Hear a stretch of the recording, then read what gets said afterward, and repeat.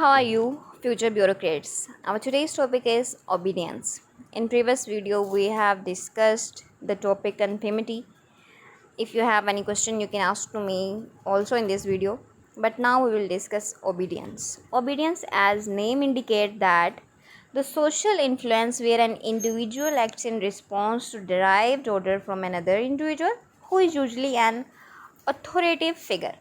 यानी ओबीडियंस का क्या मतलब है कि अतात करना, मानना, हुक्म मानना। हुक्म हम किसका मानेंगे? जाहिर है जो अथॉरिटेटिव पर्सनैलिटी है, जिसका हम पे हुक्म चलता है, हम कहना मानते हैं। ठीक है, फॉर एग्जांपल कि वो हमसे बड़ा है किसी भी चीज़ में, उसका वो स्टेटस बड़ा हो सकता है, रिलेशन बड़ा हो सकता है, एज बड़ी हो सकती है, ये कुछ भी।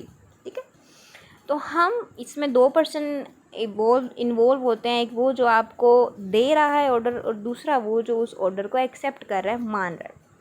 इम्पोर्टेंट एग्जांपल अगर आप हम इसकी डिस्कस करें हिस्ट्री से लेके, तो होलोकॉस्ट इसकी बेस्ट एग्जांपल है। इस मैन जिसने कहा कि who is the genius behind holocaust said the order were for me. इसने क्या कहा कि the order were for me the highest thing in my life and I had to obey them without question. यानी मुझे जो भी चीज़ order की जाती है, मैं उसे बगैर क्वेश्चन किए, क्यों, क्या, कब, कैसे किए बगैर उसको ओबे करता हूँ। ओबीडियंस वर्सेस कन्फर्मिटी, ये मैंने आपके साथ अभी कन्फर्मिटी का टॉपिक इसलिए डिस्कस किया कि हम जो है इसको साथ साथ लेके पढ़ेंगे। Obedience occurs when you are told to do something by authority, और कन्फर्मिटी क्या है? इन दोनों में डिफरेंस क्या है? Conformity happens through social pressure. Conformity social pressure से आती है, सोसाइटी से आती है, जबकि ओबीडियंस कहाँ से आती है कि एक वो बंदा जो आपको कुछ करने के लिए कह रहा है, फॉर एग्जांपल अथॉरिटी। ठीक है, तो वो सोशल प्रेशर के अंदर इंक्लूड नहीं होगी, अथॉरिटी के अंडर आएगी। तो यही इनमें मेन डिफरेंस है। Obedience involves a hierarchy of power status. A person giving order has higher status than the person receiving the order. ये बात अभी हमने डिस्कस कर ली है। वैसे भी कॉमन सेंस की बात है, डेली रूटीन की बात है कि ओबीडियंस क्या है, ऑर्डर क्या है, और कैसे उसको माना जाता है, कैसे दिया जाता है। यहाँ पे इंपॉर्टेंट टॉपिक है मिलग्राम्स ओबीडियंस स्टडी।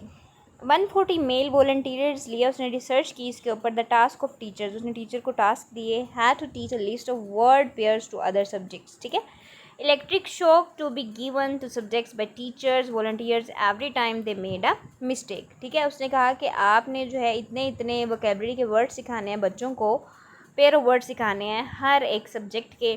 तो जो टीचर फेल होगा, ठीक है, या फिर नहीं सिखा सकेगा बच्चों को, उसे एक इलेक्ट्रिक शॉक दिया जाएगा।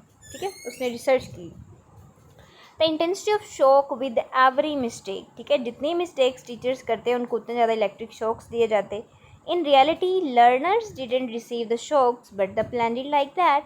यानी अब हमारे पास यहाँ पे क्या था जिसके पे काम किया जा रहा है? स्टूडेंट्स पे किया जा रहा है ना, लेकिन स्टूडेंट्स को तो कोई सज़ा नहीं मिल रही। सज़ा किसको मिल रही है? टीचर्स को मिल रही है। ठीक है, क्योंकि उनको ऑर्डर मिला था, स्टूडेंट्स को तो ऑर्डर ही ना मिला, तो इसलिए उन्होंने उसको पनिशमेंट किया। तो उसने कहा, फिर उस साइंटिस्ट ने कहा, मिलीग्राम ने कहा कि 1% और less volunteers would administer shock to learners.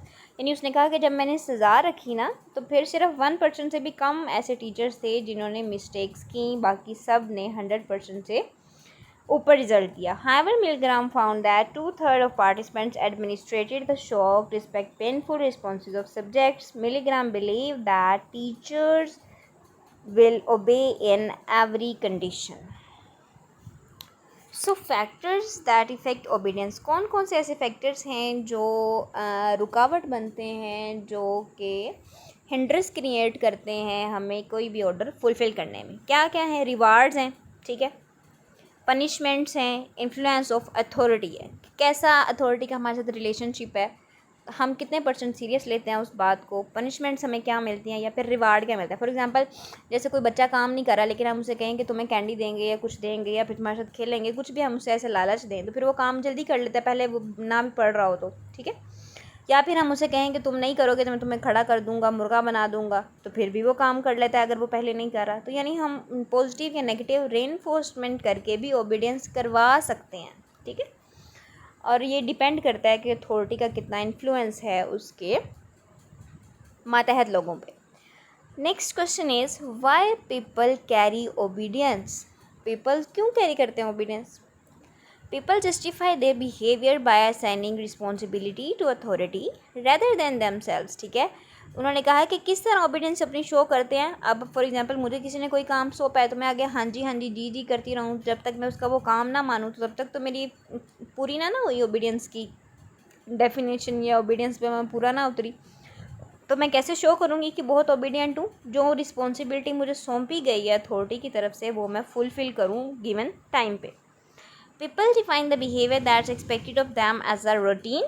People don't want to be rude or offend to authority.